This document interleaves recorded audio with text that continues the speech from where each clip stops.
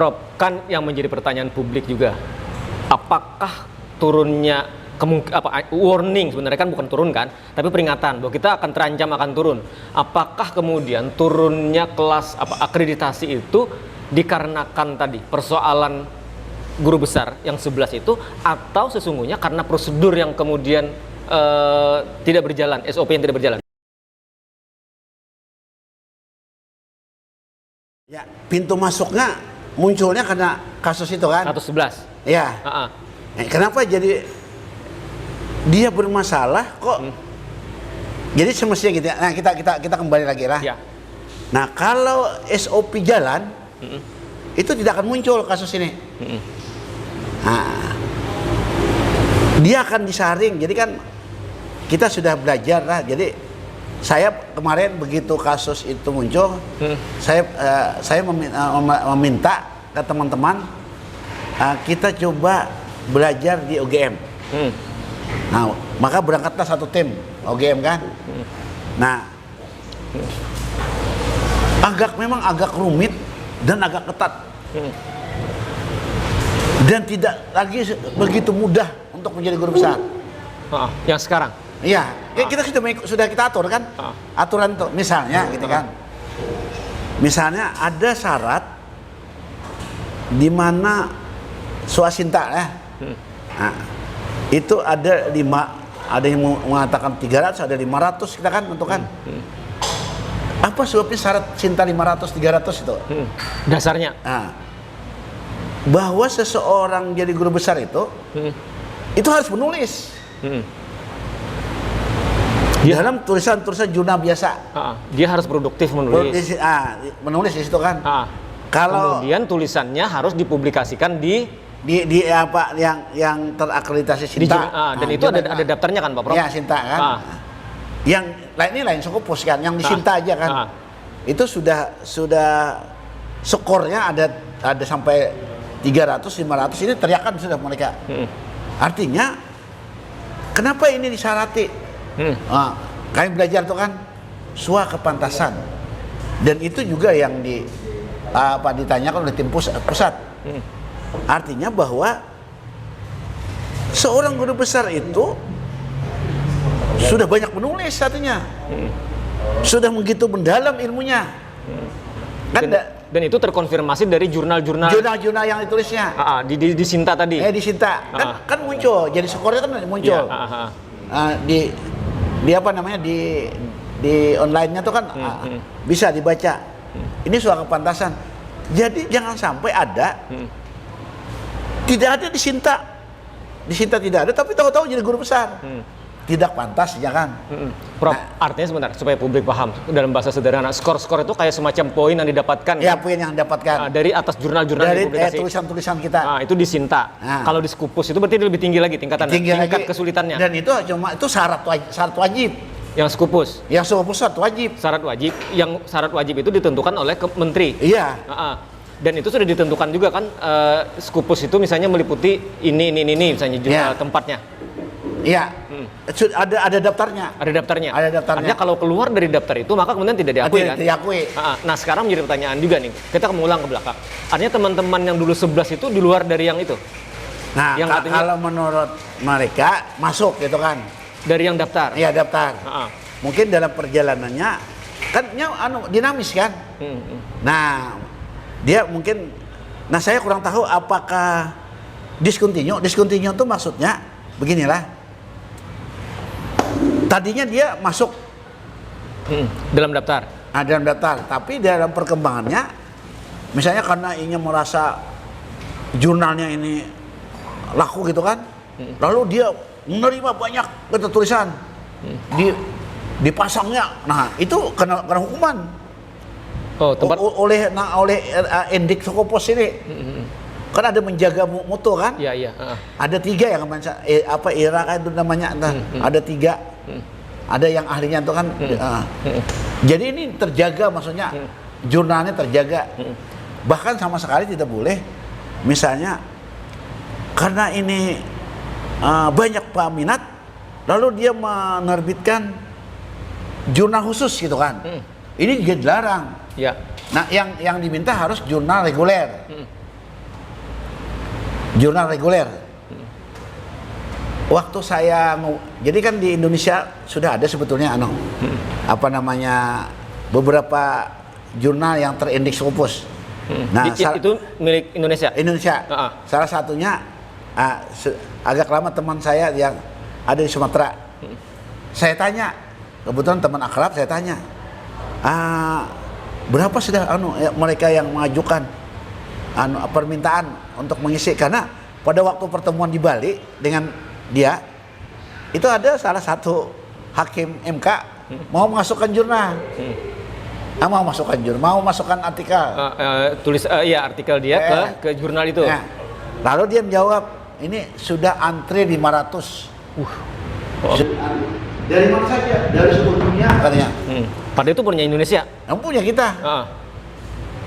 Jadi karena orang berburu masuk ke situ. Iya. Prof, ini pertanyaan berikutnya kemudian dari segala kisruh ini, kalau kemudian ada pertanyaan, siapa yang kemudian harusnya paling bertanggung jawab? Jadi kan kalau kita lihatlah titik masalahnya di mana kan gitu. Titik masalahnya. Karena kan ini, nah sekarang kita bicara soal apa namanya alur lah. Pengusul ini kan ada di Prodi. Prodi, iya. Nah, di beberapa universitas maju itu mereka sudah disaring di Prodi. Karena guru besar itu hanya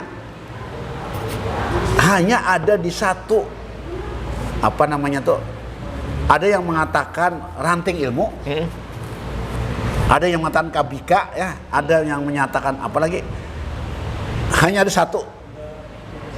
Nah, lalu kesesuaian bidang ilmunya itu di Prodi menentukan. Nah, karya ilmiahnya disaring di situ. Saringan pertama di Prodi. Di Prodi. Setelah di Prodi ke? Nah, lalu setelah di Prodi diserahkan ke fakultas lah. Fakultas. Fakultas ada di situ namanya tadi di tingkat fakultas itu ada namanya komite komite integritas akademik. Yang itu sekarang dibuat di yang tadi di yang SOP, baru kita buat di SOP baru ini. Itu sudah ada. Sudah ada, tapi kalau belum dulu dibentuk. Dulu belum ada. Belum ada. Oh, berarti baru ada sekarang. Berarti ini publik harus tahu. Ini adalah kerja cepat yang dilakukan oleh rektor dan senat untuk menyusun itu. Lalu itu fakultas. Kemudian setelah dari fakultas? Ya, setelah dari fakultas kan diserahkan ke integritas akademik. Ya. Setelah selesai di sana berhasil, lalu diserahkan ke senat fakultas. Itu beda lagi. Senat fakultas kan diserahkan lagi kan, minta pertimbangan. Oh iya. Nah, setelah senat fakultas selesai, dikembalikan ke fakultas, lalu fakultas mengirim ke rektor. Bentar, Pop. Artinya di fakultas sendiri ada di 3 kan? Ya, ada di Prodi, ada di komite yang tadi di fakultas, kemudian baru di senat. Setelah di senat baru ke rektor. Sekarang direktor. Nah, jadi ini pengalaman di beberapa universitas, mereka sudah tersaring sebetulnya di tahapan-tahapan ini. Nah, seharusnya teorinya gitu kan. Teorinya, iya. Nah, tapi ini kan tidak terjadi karena di sini ada salah satu kelemahan kita kan. Jadi harus kita akui bahwa di sini titik kelemahan kita sehingga kemudian itu yang terjadi. Nah, ini yang kita sudah kita perbaiki. Di universitas, setelah dari universitas, nah, kirim ke rektor menyerahkan ke bukan rektor, rektor menyerahkan, maksudnya ke bagian kepegawaian menyerahkan ke komisi integritas akademik. Oh, sama kayak di fakultas tadi. Sama kayak fakultas. Itu belum ke senat berarti? Belum ke senat. Jadi meneliti yang sama. Artinya itu sudah tahapan ke-5. Ya. Jadi di situ kan, bukan, masih ada tim Piaka dulu, Piaka. Jadi setelah dikirim ke rektor, lalu dalam hal ini bagian kepegawaian menyerahkan ke adanya tim Piaka. Piaka. Piaka itu penilai angka kredit, penilai angka kredit. Jadi semacam di bagian kepegawaian. Di pegawaian ada tim itu dari dosen semua itu. Ya, hanya dari rektor ke situ ke Piaka. Ya, setelah dari Piaka. Nah, setelah di Piaka lalu masuk ke komite integritas akademik. Ke-6 tuh, tahapan ke-6. Itu tetap diteliti lagi. Tadi syarat-syaratnya sudah satu sebutkan kan. Sudah sampai di situ. Baru masuk ke senat. Ke senat berarti kalau kita bicara ULM hari ini ketua senatnya adalah Prof. Iya, betul. Masuk ke tempat kami kan. Nah, habis itu kita plenukan. Selesai lalu kita balikan ke rektor. rektor lalu mengirim ke Jakarta. Prof, artinya itu alur yang kemudian hari ini dibuat kan? Ya. Dulu berjalan nggak itu? Dulu ada di tingkat universitas saja. Oh, artinya senat. Tapi ada beberapa fakultas yang menjalankan. Nah, karena tenaganya mungkin seperti yang komite integritas akademik itu mungkin tidak ada tenaganya mereka. Karena kan ini kan bukan manual kan. Tapi by system.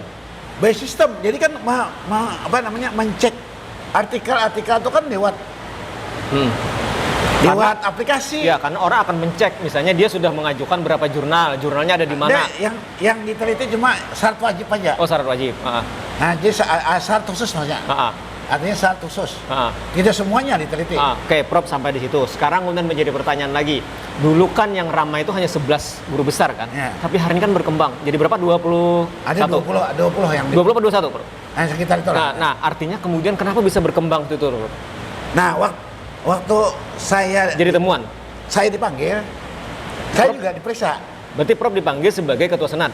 Sebagai ketua senat. Dipanggil ke Jakarta. Dari sini. Oh, di sini. Nah. Yang memanggil? Yang pemeriksa. Oh, pemeriksa. Tapi pemeriksa itu dari Jakarta. Iya. Nah, saya tanya, apakah ini kasus yang sama? Ya. Misal, kan tadi kan soal jurnal kan? Yang pertama soal jurnal. Nah, dijawabnya tidak kan? Ada kisah lain gitu kan? Nah, saya tidak kemukakan di sini. Oke, Prof, artinya case-nya berbeda. Case-nya berbeda. Yang 11 di tempat Prof tersebut di Fakultas Hukum itu berbeda dengan yang 10 lagi. Iya, betul. Jadi tidak semudah itu orang mengatakan bahwa ini sama, enggak. Iya, betul. Sasaran sasaran pemeriksaannya. Waktu saya tanya, waktu ngobrol dengan pemeriksa, karena kita santai aja kan, bahwa sasarannya lain ini, yang diperiksanya lain. Tapi memang ada persoalan. Memang ada persoalan. Tapi kalau yang 11 kemarin kan sempat kan itu soal jurnal itu. Kalau yang itu kan kemudian sampai dicabut guru besarnya kan. Ya. Nah, kalau yang ini mungkin nggak sama seperti itu atau tidak boleh sampai. Boleh jadi bisa, boleh jadi tidak. Karena proses masih berjalan. Berjalan. Prof, sekarang kita bergeser lagi soal hari ini kan tuduhannya adalah adanya mafia dalam pengusulan guru besar.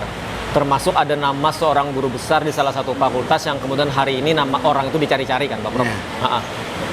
Jawaban Prof sebagai ketua senat. Kalau saya melihat lah ini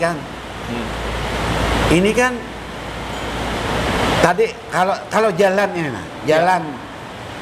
jalan apa tuh? Kalau operasional sistem ini sebetulnya selesai. Kalau mereka tidak memenuhi syarat kan gugur. Sudah selesai, gugur di sini. Dia tereliminasi sendiri. Ya, tereliminasi di tingkat gugur tinggi kan. Nah, dulu itu kan lemah. Lalu itu banyak berharap yang gugurnya tuh di pusat. Jadi di sini nih udah kalau ada sedikit dalam nih, kalau ada sedikit salah-salah udah diampuni gitu. Ya, asal diampuni. Lalu asal dikirim kan. Bahkan ada kadang-kadang kirim dulu katanya kan. Nah, bila yang pusat mengembalikan baru diperbaiki. Itu karena dalam rangka target pencapaian guru besar? Iya, betul itu. Jadi mereka menghendaki kirim dulu katanya. Nah, itu yang keliru kan dalam SOP-nya kan keliru. Harusnya tetap diperiksa. Nah, peran si tadi yang diduga mafia, dia bisa mengkonekkan antara calon guru besar yang pengusul dengan yang memeriksa itu namanya asesor atau apa? Asesor lah sifatnya. Di universitas sendiri si oknum itu dia terlibat nggak di dalam kan ULM sekarang kan terus berusaha untuk menambah guru besar kan, percepatan. Nah, itu kan ada tim kan yang dibentuk, Prof. Dia masuk di tim itu nggak? Dia ini kebetulan juga jadi waktu Pak rektor baru ini dilantik, Prof. Alim, Prof. Ahmad. Dia kan ingin guru besar bertambah. Nah, supaya ada kan batasnya berapa persen gitu kan dari dosen. Ada Prof. Alim menghitung 20% dari doktor. Dari orang yang bergelar doktor. Kalau dulu kalau tidak salah 10% dari jumlah dosen. Jumlah dosen kita kan 1.400 kalau tidak salah. Iya.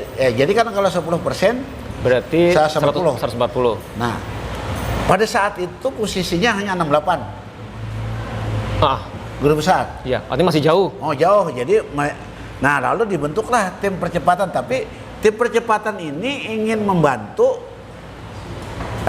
mereka dalam kaitan penelitian, kemudian dalam penulisan Jurnal. jurnal. Publikasi. Nah, sampai itu aja. Publikasi enggak? Nah, Publikasi tidak.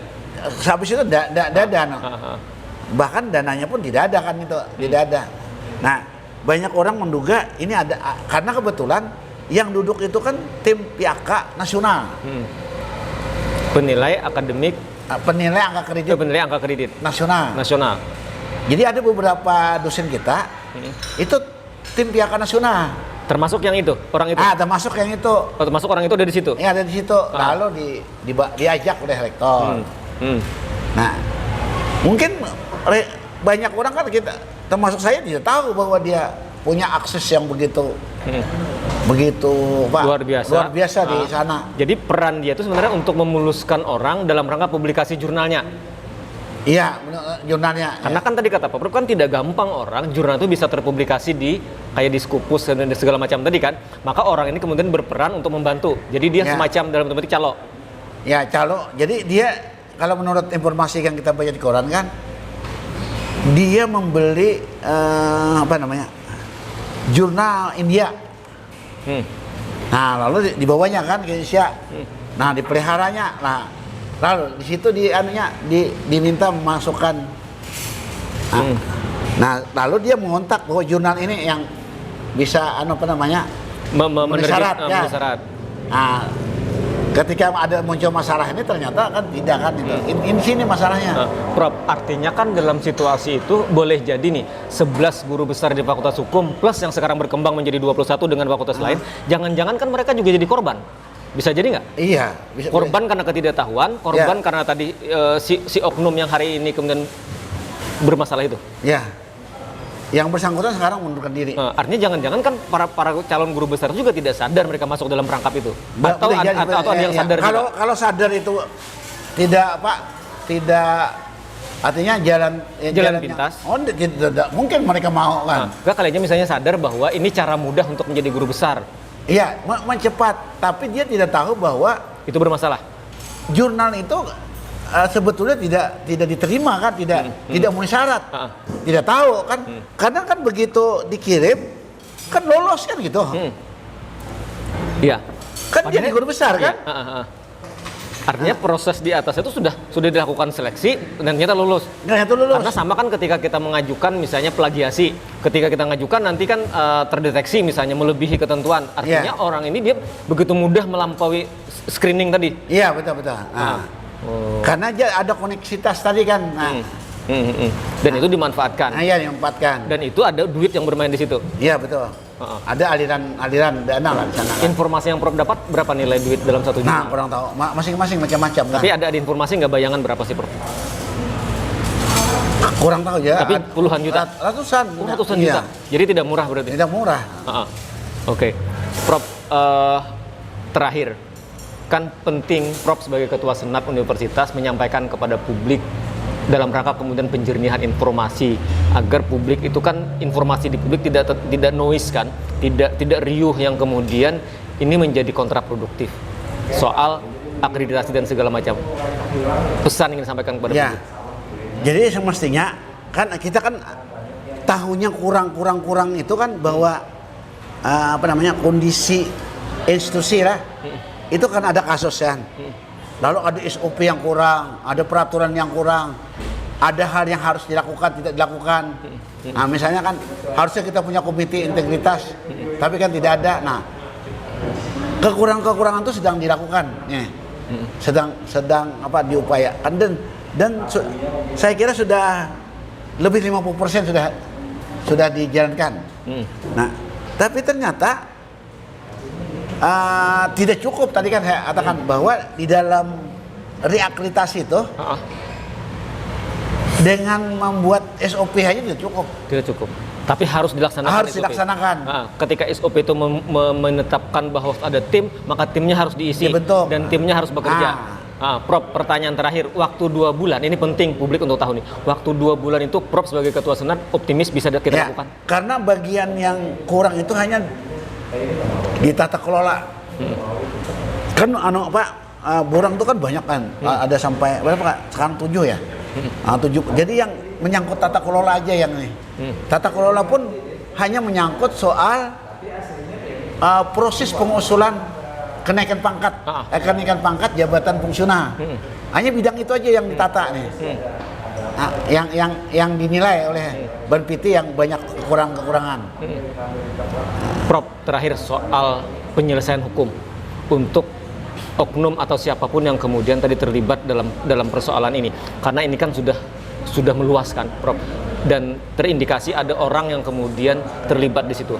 Prof setuju ada proses hukum? Ya, saya kalau saya lihat lah nih, saya baca itu kasus ini tidak cuma tempat kita kan, Atau di lain universitas ada lain. Saya baca ini saya punya data juga terjadi di Jawa Timur, Jawa Tengah. Nah itu saya lihat. Universitas negeri juga. Nah belum tahu kita, belum tahu. Cuma melihat ada tugas saya nyatakan bahwa ada diturunkan tim pemeriksaan dengan tujuan tertentu. Jadi ada audit investigasi. Nah artinya dia sudah mulai lebih mendalam nih. Artinya berbeda lagi nih. Lebih mendalam lagi kan. Artinya targetnya berbeda dengan yang sekarang, yang dilakukan di ULM. Mungkin tidak hanya soal administrasi kan. Nah, sampai mungkin kalau ada terkait soal ranah pidana mungkin diproses ini. Kalau kita lihatlah pidana. Pidana itu kira-kira masuknya di mana, Prof? Penipuan? Nah, bisa penipuan kan bisa orang para korban calon guru kan besar merasa ditipu kan bisa. Para calon guru besar pengusul tertipu. Iya. Itu yang kita lihat lah sekarang. Jadi saya lihat dikembangkan terus nih. Mungkin supaya tuntas sebenarnya. Oke, siap. Baik, terima kasih Pak Prof. Setidaknya kan informasi menjadi penting untuk kemudian publik tahu, masyarakat tahu, sebagai bentuk penjelasan, penjernihan informasi bahwa ada hal yang harus dikoreksi hari ini terhadap ULM, ya, dan itu harus dilakukan, dan itu sudah ditindaklanjuti oleh Senat dan Rektor. Terima kasih Pak Prof atas waktunya. Demikian tuntas sudah kebersamaan kita dalam ngopi hari ini, bicara soal bagaimana menjawab terbukanya kotak Pandora yang terjadi di Universitas Lambung Mangkurat. Tapi intinya tadi poin penting sampaikan Pak Prof sebagai Ketua Senat, hari ini Senat dan Rektor sudah bekerja, termasuk soal bagaimana memastikan reakreditasi itu kalau ditarget 2 bulan, Rektor bahkan menarget 1 bulan harus selesai, dan Pak Prof Hadin juga optimis ini bisa kita lakukan. Terima kasih dan wassalamualaikum warahmatullahi wabarakatuh. Waalaikumsalam. Prof.